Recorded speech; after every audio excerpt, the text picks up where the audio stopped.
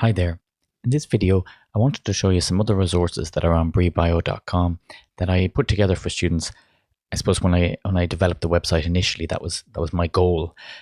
I would deal a lot with career advice or career topics and career discussions in classes. It's something I'm very passionate about. I think a lot of us in education have different career paths and how we got to different places. And also we have lots of contacts in from friends and past experiences and networking events where they've gone in different directions and we've kept in touch. So we have a lot of different career stories, and it's something that we all like to pass on to our students. So, for example, in where I work in Dundalk Institute of Technology, we've held a lot of industry events where we have speakers on campus. And also I've had some kind of speed, I suppose, networking events with my students where I've brought in some people that can pass on their story and remember back to when they were students and just let students realize what's potentially ahead of them. So on this website, you see there's a tab here called Careers, and I have a few different, I suppose, breakouts from there too. So I want you just to consider that career option. And I try to set 4 different tabs. They're just listed here in the boxes as well, in that recruitment agents. So here I want you to introduce students to different recruitment agents and job sites so that they could just have a one-stop shop where they could go and look for different recruitment agents or start browsing. Then I also put together some CV and cover letter tips from experience, and also to highlight some resources I thought were very helpful for my students, and then some important interview questions. And I wanted to give some of the kind of jobs that some of the 4th year classes were getting once they had graduated, just so students got an idea of where they were going. So if we go to that first tab or the box there, recruitment agents and job sites. Now, again, I don't have everyone here. But I tried together to collect, I suppose, and put together a nice collection. On the top few rows, you see different varying recruitment agents, and these are companies that are employed by various clients to find the right candidate. So, for example, you might have a company that is specifically hired by another, I suppose, a multinational to recruit on their behalf, or shorten basically the application list down to a few candidates which can be interviewed by the multinational or the main company. So recruitment agents play a key role in bridging a potential employee with the employer. And their job really is to find the best candidate that they can put forward. So what you need to do as an applicant is consider how you could be found or how you could be identified by a recruitment agent. So I want you to take a minute to consider your LinkedIn profile. And your LinkedIn profile is almost like a Google search for candidates that can be used by various recruitment agents. Even in your LinkedIn, you can specify that you want to be identified or found by recruiters who might be, just to let those people know that you are looking for work at the moment or looking for a change. But I think look at the keywords you have in your profile. Like, you may have a part-time job. Is that what you want to have written beneath your name? Or do you want to have one of your, say, college courses listed there as well, or in place of it, or whatever way you want it, but just review and reflect on what's currently there now if you search. The other thing is a lot of job specs, which you'll find by looking in a lot of these recruitment agents. If you look up the job specs, you'll see keywords begin to appear more and more in the types of candidates that they're looking for in certain industries, soft skills, certain traits or characteristics. So are they evident in your LinkedIn profile?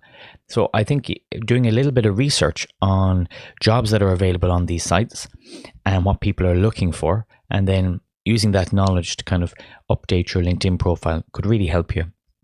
So if you go into any of these, you can begin to look up various jobs in Ireland or particular counties or particular areas where you're based, and try and find one that suits you. There's some here for the UK as well. On the bottom then, I've linked to some, I suppose, science journal job databases. So Nature and Science are 2 of the biggest journals globally, and they have a careers page as well where you can look up various PhDs, postdoctoral opportunities, and also academic or industry roles. So it's just nice to have these here. New Scientist jobs, if you're ever in a bookshop like Eason and you pick up a particular magazine to browse through, well, you can't go wrong with New Scientist. Super magazine, little small bits of information that while you're browsing, you can still learn quite quickly, are very up-to-date topics. But it's very much kind of a headlines short articles on specific topics, but they do have a jobs page as well, so I've linked that here. And the other one I said for public jobs in Ireland, if you wanted to work in part of the public service, say like the job I have in higher education, it will be advertised on something like publicjobs.ie. You'd have science jobs there too, even say in the forensics labs and so on. So that's just to show you the idea of what's in that tab, this idea of recruitment agents. And also my big advice to you is review your LinkedIn profile. How do you appear? What does your photo look like? What's your headline look like? Have you got descriptions in each of your education? Have you populated it with some information on projects or skills or other things that you have developed over the last while? Because they're keywords that will show up on searches that could identify you as a potential candidate to push forward for interview. If we look at the second tab, CV tips, I guess a lot of you will already be aware of your CV and your cover letter. I just wanted to let you, I suppose, be aware of some of the key things and how CVs are so important. A CV is the way to get your foot in the door, and it's your interview that ultimately opens the door fully and lets you through. So your CV is something that has to be polished, has to be very clear, very concise, has to be able to breathe, that it's not full of too much text, and the page you can see enough white of the page coming through that it breathes, is the phrase people use. And also how you lay it out is vital. With regards to spelling or grammar errors, I think everyone just assumes that the spelling and grammar is perfect. So you won't get praised for your spelling and grammar being perfect, but you will be noticed if the spelling or grammar is not correct, and that will stand out, and that could put you in a no pile instead of a yes pile or a maybe pile. So I think putting the attention into how you design your CV will really help you. So I have some key features of CVs here, and I found one article in the journal.ie a few years ago, and I thought, well, this is really interesting just to even show my students, and that's they used eye tracking software. And the eye tracking software was used on two different CVs. You can see on the left hand side the colors, obviously red is where someone looked at the text a bit more, so they must have read a bit about the person here. And as they went down, their eyes were pretty much scanning the page left, right, very vague, and next thing they were gone at the end. And even as you scan down right now, look at the amount of text, the big blocks of text at the end. It's just too much text. This person is looking for key things to jump out that they can relate to and identify a good candidate. So we have to think about how we're going to lay out our CVs. On the right hand side, you see the colors of the eye scanning lasting a lot longer. And if you just look in the background, you can see different sections, little lines, things in bold, the dates are all on the right. There's a lot more structure to it. And that's helping the person who's reviewing it bit by bit stay engaged. So it's something I'd urge you to consider. So this just gives you, I suppose, some key features of a CV. Now, if you have a blank page and you don't know where to start, there is a recruitment agent that I mentioned on the last page as well, Life Science Recruitment, and they have some template documents. So if you want to download, say, different template documents just to get you started, you can make them more unique based on how you want to present yourself. But at least it gives you something rather than maybe a blank white page. So you can consider those sites. And your cover letter, I think cover letters are very much something that people like to kind of rehash a huge amount of text. But in fact, cover letters, this is your chance to just pull out the key things for this job. And it's something that should be very unique to the application that you're making.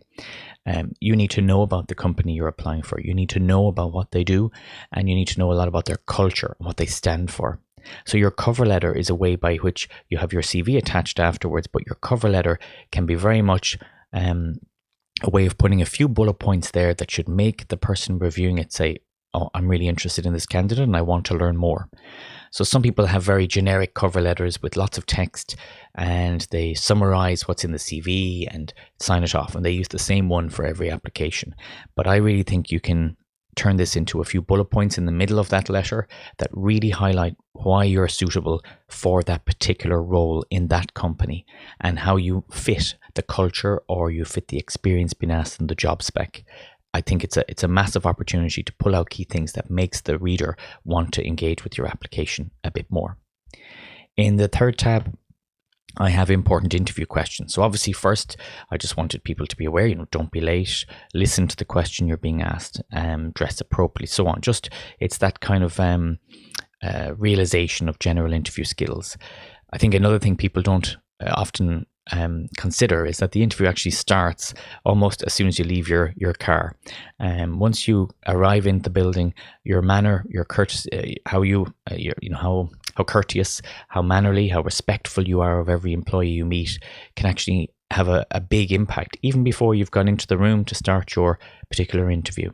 Also, on your way out, someone might walk you downstairs and guide you to the exit of the building. Again, that person could be the person who's making the decision and wants to just see how you felt the interview went, wants to see you kind of out of the interview scenario. So I put together some questions, sample interview questions that I think will really, really help you prepare.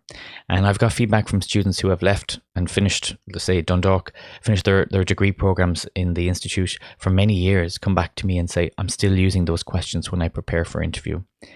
My personal advice is get a black book. Have your black book with you in the car when you leave, or the trip home on the train or the bus, and write down the questions that you were asked in the interview. And that essentially becomes your list of questions for preparation or preparing for subsequent interviews. But this is a really nice collection of questions that you can consider. If you're going for science jobs, you may be asked some technical information. How do you calibrate things? How could you make up a certain concentration of a buffer? What do these letters stand for? And so on. So I think I have a few questions there based on technical interviews that you may have. And then, as I said, finally, the last tab is just to do with some fourth year graduate positions. So I just tried to list some of the graduates in the earlier years, where they went, and it just gives a student an idea of where, the options that are ahead of them. And then gradually, as I said, bringing people in from outside to talk to students, lecturers passing on their stories or friends of theirs where they've gone and how they did things is a great learning tool. I do think that from a student point of view, LinkedIn is an amazing resource because you can go in and look up, say, past graduates from the institute and see where they went. And then, you can connect with these people and explain that you were in the same course that they did, and what advice would they have, or how would they, and it's just a matter of building your network. But I think LinkedIn is something that you need to have reflective of you and what you want people to see when they search. So I'd like you to kind of really take from it here that it's almost like your online free advertising that you have. And I think you can apply for jobs in different companies and so on. You can apply, say, directly through the company's websites as well as recruitment agents. But I do think it's a great idea to have your LinkedIn profile so that you might pop up in different searches as people look for you now, but even in your future career as you go up and up, hopefully the career ladder. So I do think it's worthwhile considering some of the things I've presented here, be it applying on recruitment sites, looking up specific companies, or having a bookmark folder in your web browser of all the companies in the locality or the region.